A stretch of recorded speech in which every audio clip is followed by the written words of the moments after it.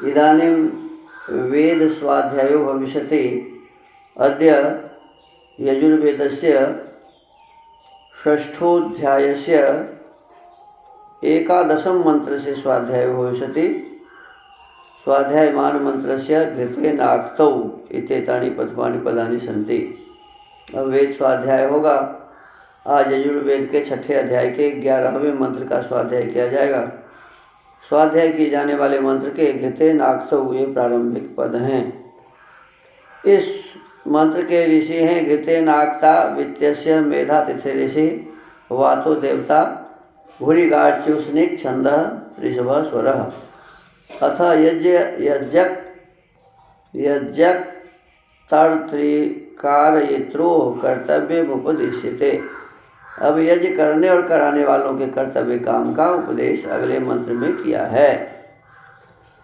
ओम घृतेनाक्तौ पशुंस्त्रायेथां रेवती यजमाने प्रियं धा आविश उरोरन्तरिक्षात् सजुर्देवेन वातेनास्य हविषस्त्मना यजयं समस्य तन्वा भव वर्षो वर्षीयसि यज्ञे यज्ञपतिं धा स्वाहा देवेभ्यः स्वाहा।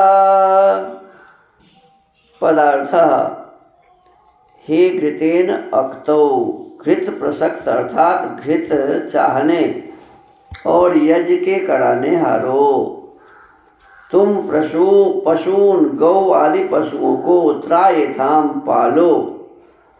तुम एक एक जन देवेन सर्वगत वातेन पवन से सजोह समान प्रीति करते हुए समान उरोह विस्तृत अंतरिक्षात अंतरिक्ष से उत्पन्न हुए प्रियम प्रिय सुख को रेवती अच्छे ऐश्वर्य युक्त यजमाने यज्ञ करने वाले धनी पुरुष में धाह स्थापन करो तथा आविश उसके अभिप्राय को प्राप्त हो और अस्य इसके हविषः होम के योग्य पदार्थ को त्मना आप ही निष्पादन किए हुए के समान यज अग्नि में होमो अर्थात यज्ञ की किसी क्रिया का विपरीत भाव न करो और अस्य इसके तन्वा शरीर के साथ संभव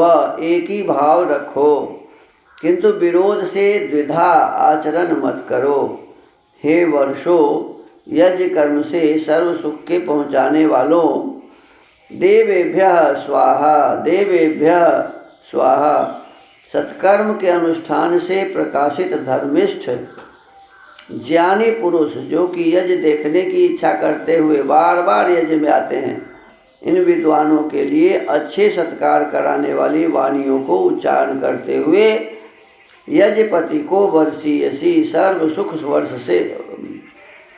सुख वर्षने वाले यज्ञ में धाह अभियुक्त करो। भावार्थ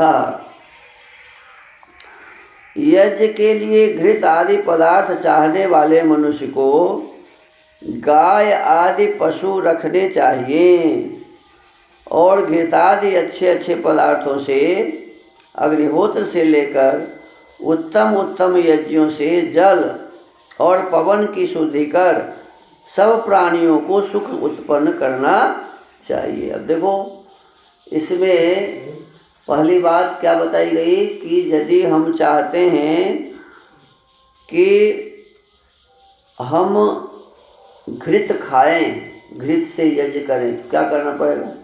घृत कहाँ से प्राप्त होगा जी? दूध दही से। घृत कहाँ से प्राप्त होता है?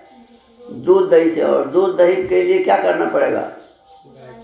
गाय पालना पड़ेगा, या भैंस, जो भैंस का भी लोग दूध खाते हैं, लेकिन सबसे मूल्यवान दूध किसका है जी? गाय का। तो इसीलिए गाय को ही पालना चाहिए। गाय में भी कई ऐसे गाय, गीर गाय है, तो गीर गाय के दूध में सोना का भस्म मिला हुआ होता है। सब में थोड़ा थोड़ा होता है, लेकिन उसमें बहुत ज़्यादा होता है। तो इस प्रकार के गाय को पालो जिस गाय के दूध बहुत ही अच्छे हों, अधिक हों। तो कहते हैं यज्ञ हम करेंगे तो घृत चाहिए, और घृत चाहिए तो क्या करना पड़ेगा जी? गाय का पालन करना। घृत चाहिए तो क्या करना पड़ेगा? बिना गाय के पालन के हमें शुद्ध घी प्राप्त, चाहे वो कोई भी घी खरीद लो उसमें मिलावट होगा। और स्वयं जो बनाते हैं, जब हम लोग बनाते हैं अपने गुरुकुल में, उस घी से जब यज्ञ करते हैं तो वो एक तो अलग सुगंधी होती है। तो इसीलिए कहते हैं कि यज्ञ के लिए घृत चाहिए, और घृत के लिए गाय का पालन करना चाहिए। और लिखा हुआ है गाय आदि पशु, केवल गाय को ही दूध नहीं होता है, अन्य अन्य जो भी पशु दूध देती है सबके लिए लिखा है, रखने चाहिए। और घृतादि अच्छे अच्छे पदार्थों से अग्निहोत्र से लेकर देखो उसका हवन भी करना चाहिए। उत्तम उत्तम यज्ञों से जल और पवन की शुद्धि कर। अब यज्ञ करने से क्या होता है? जल की भी शुद्धि होती है और हवा की भी शुद्धि होती है, और उस हवा की शुद्धि से हमारे भीतर में जो शुद्ध हवा आते हैं तो हम स्वस्थ रहते हैं। तो कहते हैं कि उत्तम उत्तम यज्ञों से जल और पवन की शुद्धि कर सब प्राणियों को सुख उत्पन्न करें, स्वयं भी सुखी हो और दूसरों के लिए भी सुख उत्पन्न करें, अर्थात दूसरों को भी सुख दें।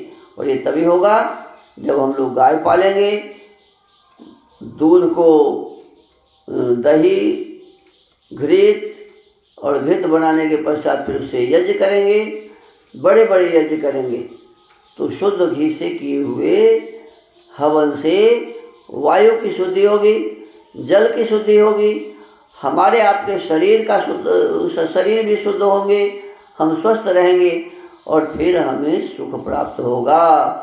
बीमार आदमी को कभी सुख मिलेगा क्या? बीमार आदमी को कभी सुख मिलने वाला नहीं है। तो बीमारी को हटाने के लिए क्या करना पड़ेगा जी? शुद्ध घृत से बड़े बड़े यज्ञ करने पड़ेंगे, और यज्ञ करके हम जल और वायु को शुद्ध करके स्वयं भी सुखी बनेंगे। तो आज के इस यजुर्वेद के स्वाध्याय के क्रम को यहीं विराम देते हैं। ओम।